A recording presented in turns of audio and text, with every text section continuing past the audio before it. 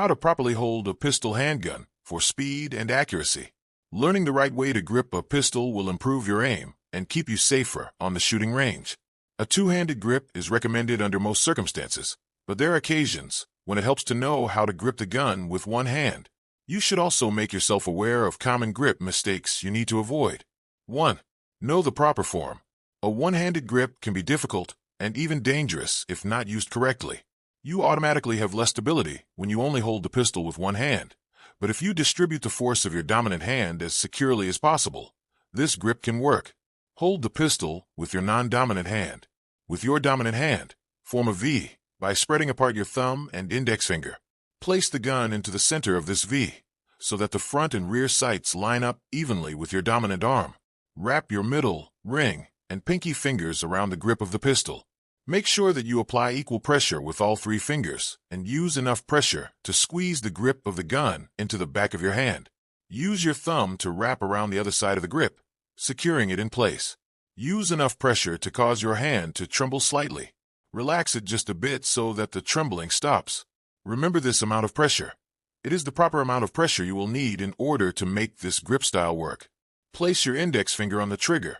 The portion of your finger that lies between the tip and second joint should be the portion on the trigger.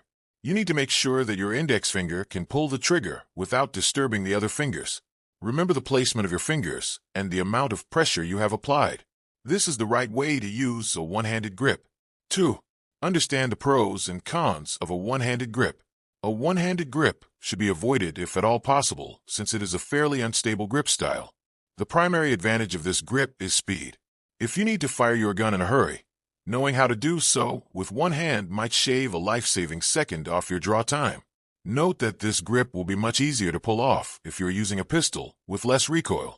Use a two-handed grip whenever possible. In a two-handed grip, your non-dominant hand gives your dominant hand support and stability as you fire. Try a thumb-over-thumb grip. While the thumb-over-thumb grip is not often used by professional sport shooters, many beginners find it to be the easiest grip technique to master since it provides more stability and makes it easier for the shooter to control the gun during recoil. It is slightly less quick and less precise, but you can still have basically good aim while using it. Place the gun securely into your dominant hand. Spread apart your thumb and index finger. Place the gun into the crook that forms, keeping the gun back strapped as high as possible. Wrap your middle, ring, and pinky fingers around the grip of the pistol. Your middle finger should rest just below the trigger guard. For the time being, rest your index finger along the opposite side of the gun frame. Wrap your thumb around the grip. It should touch the top side of your middle finger from the other side. Notice that there is a gap between the heel of your hand and the tip of your fingers to the left side of the grip. Take your non-dominant or support hand and wrap it around the strong hand so that this gap is no longer visible. Position the thumb of your non-dominant hand so that it overlaps with the thumb of your dominant hand. When it comes time to fire the gun, place your index finger on the trigger. The space between the tip of your finger and the top knuckle should be the only part on the trigger. The most common problem faced with the thumb-over-thumb technique is a tendency to muscle the pistol or grip it too tightly. This causes the gun to become unstable during recoil, and if you aren't careful, it may end up twisting in your hands. Use the straight thumbs technique. The straight thumbs technique, also called the forward thumbs technique, is very similar to the thumb-over-thumb grip. The only real difference is the placement of your thumbs. This grip tends to be more precise and allows for a faster draw, but it can also be a bit more difficult to master for beginners. As with the thumb-over-thumb grip, the straight thumbs grip starts with proper placement in your dominant hand. Place the pistol in the crook between your thumb and index finger. Make sure that you keep your hand as high on the grip of the gun as possible. Wrap your middle, ring, and pinky fingers around the grip of the gun so that the fingers are all side by side. The middle finger should also lie just below the trigger guard. Keep your index finger on the opposite side of the gun frame. Wrap your thumb around the grip as you would do with the thumb-over-thumb technique. The tip of the thumb should touch the top side of your middle finger. There will be a gap between the heel of your hand and the tip of your fingers. Use your non-dominant hand to fill this gap. Wrap it around the dominant hand from the opposite side, positioning the index, middle, ring, and pinky fingers over your dominant fingers. Line up your non-dominant thumb so that it lines up in front of the dominant thumb. Both thumbs must be pointing forward. Note that your dominant thumb will no longer be touching your dominant middle finger at this point. Instead, it will end up resting on top of the side of your non-dominant thumb. When you decide to fire your gun, place the top of your index finger on the trigger and pull. You should only pull with the portion of your index finger between the tip and the top knuckle. Note that there are some pistols that are difficult to shoot with the straight thumb's grip. With the SIG, the dominant thumb has a tendency to ride up the slide stop and prevent the slide from locking open when empty. With a Glock, the shooter may find himself or herself pushing up on the slide stop with the heel of the support hand and locking the slide open prematurely. With a Browning high power, the dominant thumb can put pressure on the slide stop at the rear, and the non-dominant thumb can bang into the front of the slide stop during the recoil, thereby preventing the shell from ejecting. Avoid T-cupping. T-cupping, also known as the cup and saucer grip, is a somewhat popular two-handed grip technique, but it is also a fairly unstable one. It is not advisable to use it.